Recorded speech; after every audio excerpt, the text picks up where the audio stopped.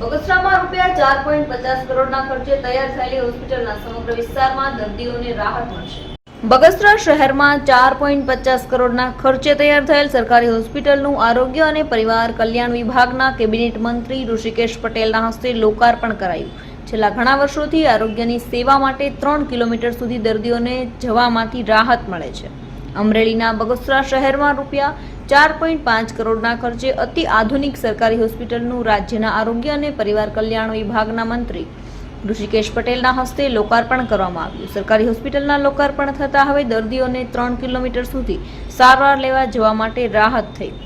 રાજ્ય સરકાર દ્વારા બગસરા તાલુકામાં અતિ આધુનિક સારવાર મળે તે માટે સરકારી હોસ્પિટલના નવનિર્માણ માટે રૂપિયા 4.50 કરોડથી વધારે ગ્રાન્ટ ફાળવી છે। ત્યારે ગત 28/5/2023ના આ સરકારી હોસ્પિટલનું ખાતમુહૂર્ત કરવામાં આવેલ, જેનું છેલ્લા 2 વર્ષ કરતાં વધારે સમયથી આ સરકારી હોસ્પિટલનું કામ શરૂ હોય। 4.5 કરોડના ખર્ચે બગસરાની અંદર કોમ્યુનિટી હેલ્થ સેન્ટર CHCનું આજે આપણે લોકાર્પણ કરી રહ્યા છીએ અને આ જ દિવસે ધારીની અંદર પણ સરસ મજાના હોસ્પિટલનું આપણે લોકાર્પણ કરવા જઈ રહ્યા છીએ। એટલે આજ વિધાનસભાને 2 સુંદર મજાના સારી સગવડો ધરાવતા બંને હોસ્પિટલ્સ મળી રહ્યા છે અને આ આરોગ્યની સુવિધાઓ ક્રમશઃ વધતી રહે એના માટે રાજ્ય સરકારે હંમેશા એના એક્શન પ્લાન પ્રમાણે દર વર્ષે કેટલા PSC, CHC, સબ સેન્ટર અને આરોગ્યની સુવિધાઓ વધારવાનું અને સાથે લેબોરેટરી ટેસ્ટ વધારવા માટેની પણ વ્યવસ્થાઓ રાજ્ય સરકાર કરી રહી છે।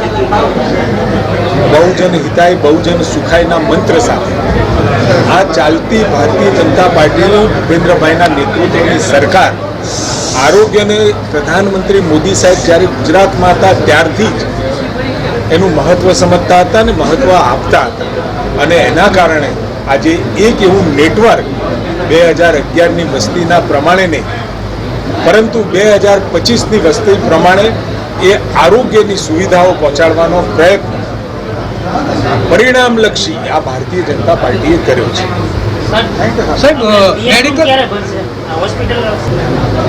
અડધો ભરેલો છે એટલે આખો પણ ભરી જશે, તમે ચિંતા ના કરો।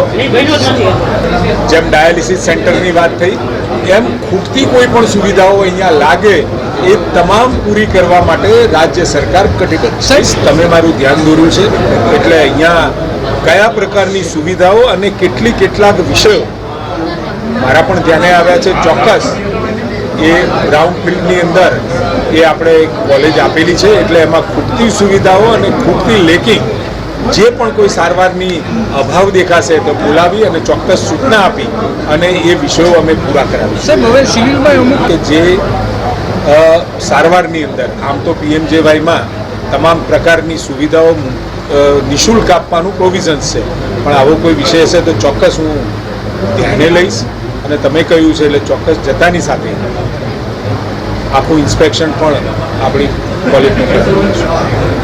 ડાયાલિસિસની અંદર ડાયાલિસિસ ટેકનિશિયનની જરૂર પડે છે, પરંતુ આ CHC સેન્ટરમાં બીજી પણ સ્પેશિયાલિટીની સગવડો આપવા માટે જેમ આપણી પાસે સ્પેશિયાલિસ્ટ એટલે MD, MS ને સુપર સ્પેશિયાલિસ્ટ ડૉક્ટરો અવેલેબલ થતાની સાથે ને હમણાં જ જો તમને ખબર હોય તો રોગી કલ્યાણ સમિતિમાં પણ એના પાવર્સ આપણે વધાર્યા છે અને સાથે CM સેતુની અંદર જે બહારના ડૉક્ટરો જે વિઝિટિંગ ડૉક્ટરો તરીકે અહીંયા 3 કલાક આવીને સેવા આપે એમના પણ રેટમાં ઘણો બધો મોટો વધારો કર્યો છે।